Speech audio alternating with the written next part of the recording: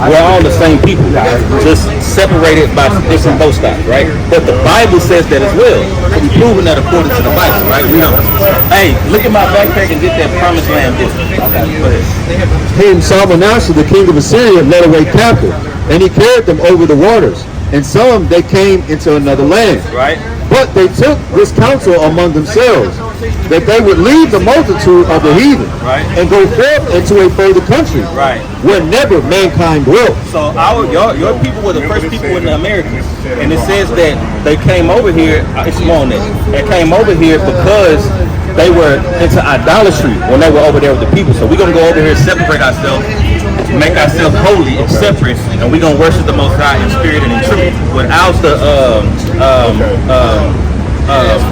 influence of the other nations causing us to go astray. Right? Go ahead, finish that out. That they might keep their statues. That they might keep their statues, which they never kept in their own land. Right. And they entered into Euphrates by the narrow passages of the river. So y'all went in through the Euphrates River, leaving Israel, and went all the way around the backside of Africa, up under. Right, right. Go ahead. If we can wear the signs into like a little vest thing where we got it in front of us. For the Most High then shewed signs for them, and held still the flood, right, till they were passed over. Right. For through the country there was a great way to go, namely of a year and a half. Thank you. A year and a half was still from the east side of Africa all the way from the bottom, all the way to America. It took a year and a half, right? Trying to get all that stuff worked out by next Saturday, right? And held still verse 45. Through the country there was a great way to go, namely of a year and a half. And the same region is called Osiris. Osiris is America today. These lands is what Osiris will be referencing. If you look at even up the history, it'll show you even on Google that Osiris is. I'm gonna try to see about getting more up on Google, so we can put the signs on our back and in front of us. Called To Reach the Western World. It talks about how Christopher Columbus knew that the land was here and how he used Hebrews translators to reach the land. And navigators. Yeah, and navigators. No, Hebrews. This is how you know that they know. I want him to see it though. Oh no, I fully believe that. Hey, you got that book out? The one with Issachar and something about Issachar. Okay. I do got the Which one? Bring it up. I'd rather just right through you guys. Okay, for sure. All right, now this it basically explains on how Christopher Columbus read the book of Ezra to know he read that what they just read to know that that was land, because at that time they believed the earth was flat, that if you would fall off the earth, they didn't believe there was no other. So they're like, how can you trust into Ezra? He's a Hebrew, he's a Negro. How can you believe that? And he used that to get to the land. Okay, read this. Read all the way up to the period, and then jump over here and start reading. Then start reading. Praying. Start here, read to here, then jump right here. And then jump right. Then jump down here where it says praying. Watch this. This book is called The Lost Tribes and Promised Land. Right. Watch this. This is The Lost Tribes, Promised Land. This is page 363. In September 1644, a Portuguese Marano named Antonio de Martins arrived in Amsterdam after having lived for some years in South America, and proceeded to tell. Did I say that right? Yep.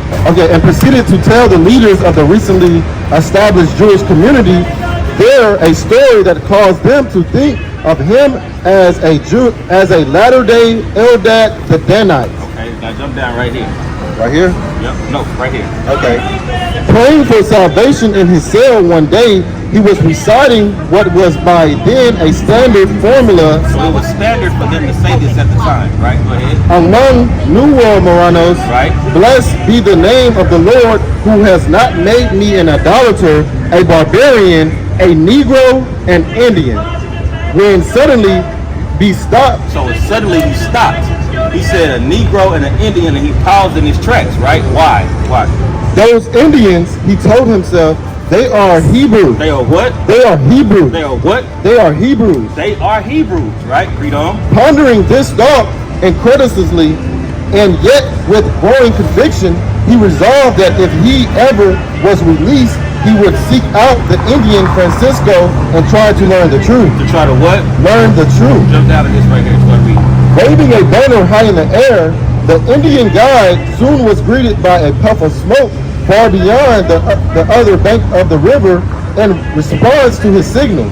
The two men waited. Eventually, a canoe appeared bearing 3 men and a woman. Right. All of them Indians. All of them what? Indians. The Hebrews that he was just talking about. Read. To the place where Francisco and Montesinos were standing at the water's edge. The woman go off and spoke to Francisco in Indian native tongue. In Indian Francisco that he said he would go looking for to learn the truth, right? He found it, right? Go ahead. An Indian tongue that Montesinos could not understand, although he could perceive that he was being identified in a conversation. She then turned to her male companions to explain the situation. Upon hearing her words, they rose, went over to Montesino, and to his utter astonishment, said, Shema Yisrael, Adonai Eloheinu Adonai Ehad. And what, Exactly. what does it mean? Go ahead. Hear, O Israel, the Lord our God, the Lord is one. That's right, right? They had recited in Hebrew the fundamental credo of Judaism. So the fundamental understanding of the Hebrew heritage, they quoted it in Hebrew, right? These were the native Indians of the land. Right. Watch the way it goes as far as to say after this, right? Read. A brief conversation. A brief conversation then ensued in their common ancestral tongue, according to Montesinos, whose fluency in it is almost as perplexing to the reader of his narrative as is that of his 3 mysterious new companions. They told him that they were themselves of the tribe of Reuben. They were what? Of the tribe of Reuben. And of the tribe of Joseph. Lived on an island nearby. So the native of the land were from the tribe of Reuben and Joseph, meaning that the so-called Indians of the land, they were our people. So Romanos, right? We are Romanos, right? Right. So let me get what's that? Where did this? Who wrote this? That's Ronald Sanders. Stick on it. Ezekiel 37:16, I think. Where's the information pulled from? These are different. It'll tell you that different Text.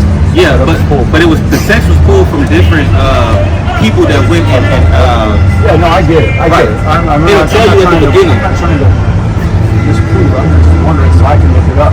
Yeah, try to do your own research on it. Yeah, study. All I know is this, man. I was supposed to die this year, man. I had 2 weeks to live. I had acute myeloid leukemia, man. Oh, wow. 58% of my white blood cells were infected. And spent 47 days in the hospital from April to June. June 30th was my last day in the hospital. And you came to find out that you were Israelite. Well, I've always believed I'm of God. I'm of God. Yeah. In fact, the image and likeness of God is in me, just like it's in you. That's why we connect, because we are all of God in that sense. So the index, it has a lot of the sources back in the back of the index. Yeah. You understand? So let me just take a picture of the book. Okay. Yeah, I'd love to look at that. And then I want Jeremiah 31.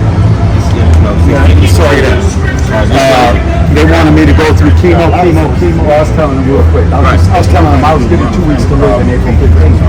I spent 47 days in the hospital. So instead of going with chemo, I mean, I went through the first thing with chemo when I got there. I didn't have faith in doing anything. Right. Ended up getting out. They wanted me to keep doing chemo.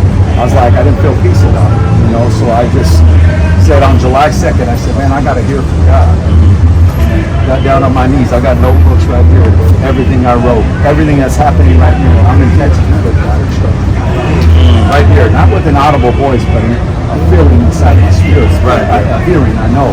But he told me, he said, stop eating meat. He said, drink beet juice, drink alkaline water, eat fruits, eat vegetables. Right. He said that his faith has healed my body, and to report it back to him. In other words, say it back to him.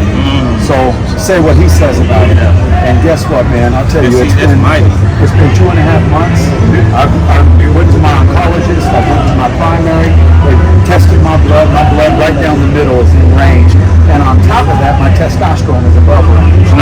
You see what I'm saying? So see, your kitchen should be your medicine. medicine. Yeah, well, This we should be know your that. hospital, We right? know But we've that. been conditioned to think otherwise. No, yeah, know we what know. I'm saying? Yeah, this is So a lot of the your stuff body we will eat- heal itself. Right. It has self-healing agents within itself. Yeah. But if you're not giving it the right sources that it needs to heal itself, then it's not going to heal itself. See, this is why I asked about Colossians 3, because see, I was in a state of disease. Right. Okay, that was back in April, and I left that state of mind of disease. Right. In other words, I had to see myself in another state. I'm living in a new state of consciousness, Right. a new state of mind where I know I'm healed. I only reference this so I can encourage that. But that's not me. I've left the state of being sick. Right. Right. And I've stepped into the state of being alive. Hallelujah. Okay, so like I said, that's just my reference to help this out here. And that's what I do. I connect with people to share with them. It can happen with me. And see, everything we see right here, guys, everything started in somebody's imagination. Right. And we're co-creators with God. Absolutely. God's Absolutely. given us that power. And we'll be co-heirs to the kingdom of heaven with him. Yeah, it says we're a co-heir. That's We're right. a co-heir. That's You know right. what I'm saying? I So, received it. as we wake up to that, because unfortunately religion, we know, has put us to sleep. Correct. That's why it says, awake, O sleeper, and arise from the dead. Christ will shine on you. So Right. we need to wake up. So that's what we're doing really. We come out here to awaken our people to let them know that, give me Romans 13 and 11, right? You understand that it's our time to awaken our sleep. These things, religion that you said have rocked our people. And you're exactly right. You know, when people worship the cross. Right, right. Right, You know what I'm saying? right. This man right here, that's not I Christ. know, I said, man, I should have put some rocks on my Jesus. That's crazy. I ain't lying, man. I'm serious. This is the book of John, chapter 6, and verse 6 and 3. It is the spirit that quickeneth. The flesh profiteth nothing. Right, quicken the men to make alive, right? The flesh can't make it alive, the spirit can. The words that I speak unto you, they are spirit, and they are life. That's right. Right? Wisdom of Solomon. This is the Wisdom of Solomon, chapter 16 and verse 12. For it was neither herb nor mollifying plaster that restored me to health, but thy word, O Lord, which healeth all things. Right? So it was the word or the covenant that you already hold with God. You yielding to that and saying, I gotta hear from God. That's what healed you, right? Your obedience. Because like the scripture says, obedience is better than sacrifice. Right? And when you're obedient to the Most High, it puts you on another level of blessings than just making sacrifices to keep sinning. Right? You know what I'm saying? What's it got? Romans 13 and 11. This is Romans 13 and 11. And give me Revelations 14 and 12. I'm gonna yield. And that knowing the time, that now it is high time to awake out of sleep. So now is our salvation nearer than when we believe. What? Here, this is the book of Revelation, chapter 14, verse 12. Here is the patience of the saints, and have faith in Christ. And that's the faith, right? And with faith and works, that's how we get an That understanding. was July 2nd. So this is I've got all 31 days, but this is 31 days. And it's ongoing. It's 2.5 months. But that's what I heard the day I needed an answer. Okay, Con, I'm gonna hand it off to the next powerful speaker. With that, I say, Kwame Shala.